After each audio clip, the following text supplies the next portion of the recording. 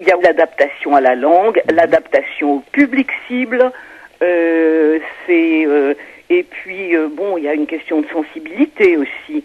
Et puis bon, il y a tous les problèmes qu'on dira matériels qui sont en toile de fond. Parce que jongler avec les contrats pour assurer qu'on peut vivre correctement, c'est pas toujours très simple. Bon, moi je me plains pas, je me suis toujours bien débrouillée, pour l'instant ça va, mais ça peut être très désagréable. J'ai vécu des périodes qui n'étaient pas d'une grande drôlerie, étant donné la façon dont ça fonctionne. Mais au niveau langue, bon, on parle une langue, on la parle.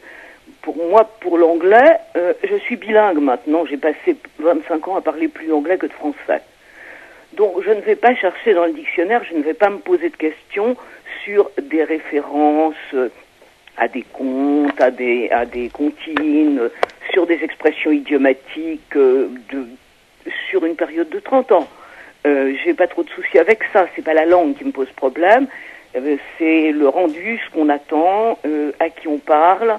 Et quand on traduit des livres, il faut jamais perdre de vue son public. On parle à quelqu'un.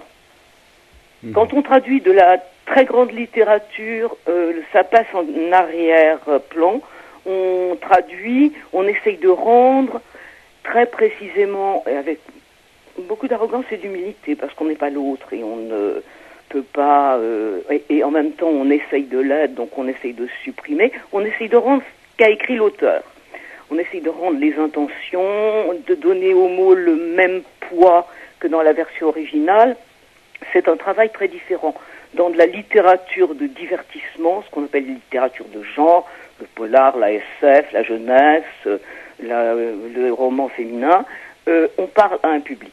Et le public, il ne faut jamais le perdre de vue. Et ça change des choses. Voilà.